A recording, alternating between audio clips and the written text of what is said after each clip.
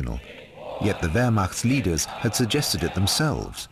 The oath had far-reaching consequences.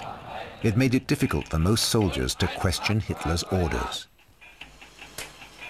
The captured generals also discussed the importance of the oath to Hitler. Do you still feel bound by the oath of allegiance? Yes. Well, the oath of allegiance applies as long as the Führer lives.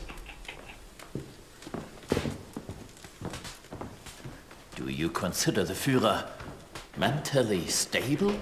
You cannot allow a subordinate to determine whether his superior is mentally intact or not. Servility in the highest ranks of the army. The oath of allegiance meant something for a long time, even for members of the resistance. The oath formed a very strong bond, which was, of course, its purpose. And there were countless numbers of people who considered themselves bound by it to the very end. On the other hand, one can only say to those people that an oath is a pledge made by both parties to each other, and Hitler broke his oath repeatedly with his crimes. Walter von Stülpnagel took part in the war against the Soviet Union as a young lieutenant. His father, General Karl Heinrich von Stülpnagel, has opposed Hitler's warmongering since the Sudeten crisis of 1938, even if he still uses the Hitler salute. For him, Hitler is a gambler, leading Germany to disaster.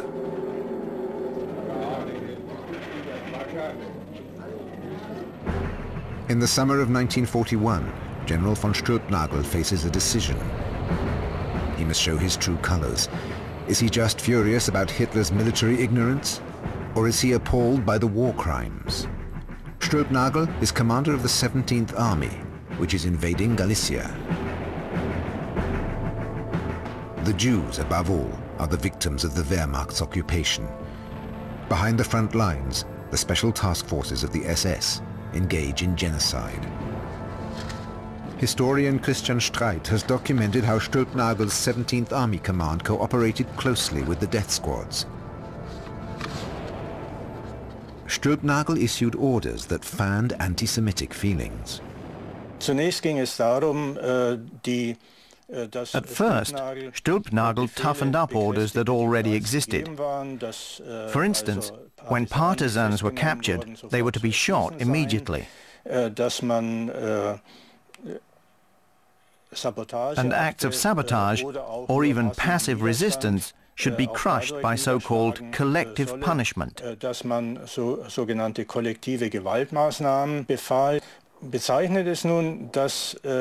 But significantly, Stülpnagel directed this order particularly at the Jewish population.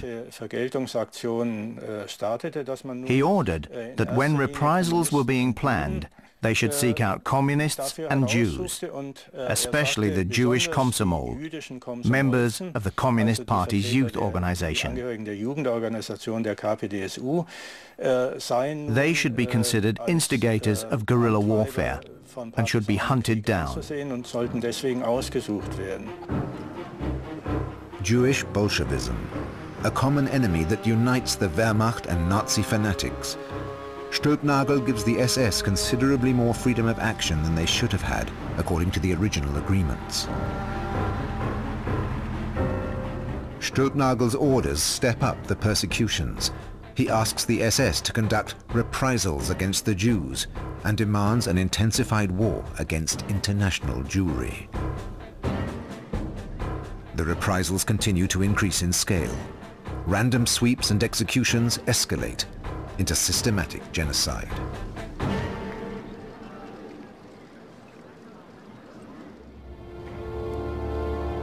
But at the beginning of October 1941, Stülpnagel takes sick leave. He considers Hitler's assessments of the military situation to be completely unrealistic. He sees his soldiers being sent to their deaths without reason. Stülpnagel is replaced as the commander of the 17th Army. There is no written explanation for his decision. My father couldn't come to terms with the entire leadership of the war, and so he had himself relieved from his post, for two reasons. For strategic reasons and for political reasons. Was General von Stülpnagel's conscience troubling him, or was it just a difference of military opinion? He considered the treatment of the Ukrainian people to have been completely wrong. The Ukrainians had greeted German troops as liberators, only to realize that Hitler would treat them in just the same way as he treated the Russians, as subhuman. And that's when my father said, "I don't want to be part of this." Russians and Ukrainians are regarded as subhuman, and especially Jews. Karl-Heinz von Stülpnagel, the general who only a few weeks earlier had stepped up the persecution of the Jews, would soon join the ranks of the resistance. More than 1 million Jewish people are murdered in the Soviet Union, mainly by Himmler's SS. Colonel Henning Von Tresckow is now operations officer in Army Group Center.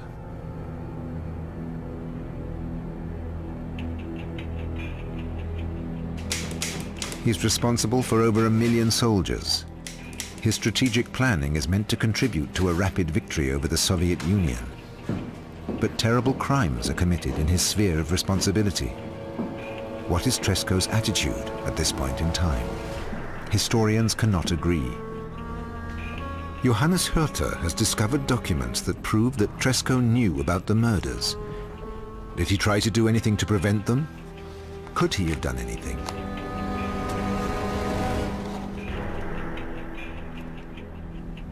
This series of reports from July 1941 lists in great detail the executions of Jews behind the front lines.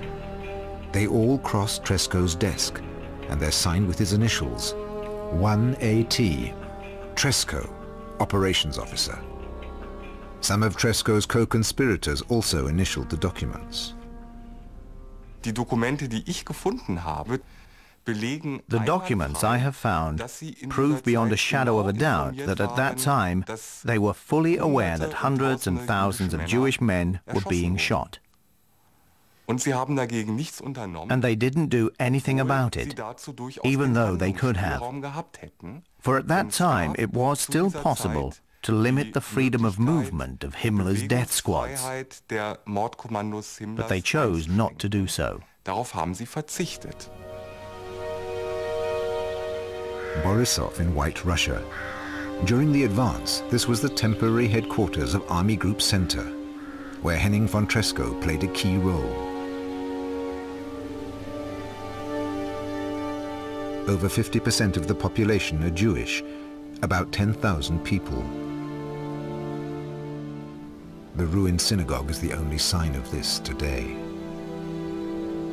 In October 1941, Gottfried Reinhold, stationed here on a work detail, hears shocking rumors.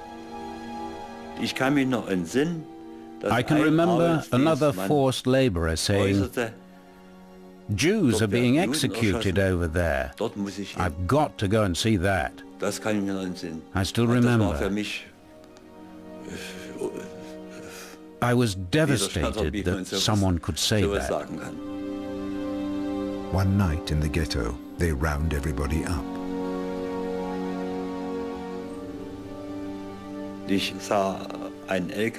I saw a truck with elderly people climbing into it, not really complaining, you could say. They must have guessed what was coming. And they were all driven there to some square or other, and they were all shot. Hardly anyone from the ghetto survived. Only little Yuri Saharyevich managed to hide. From the stories my grandmother told me, I know that my mother was taken away from the ghetto. They took her in the night, and the next morning they shot her. On October the 21st and 22nd,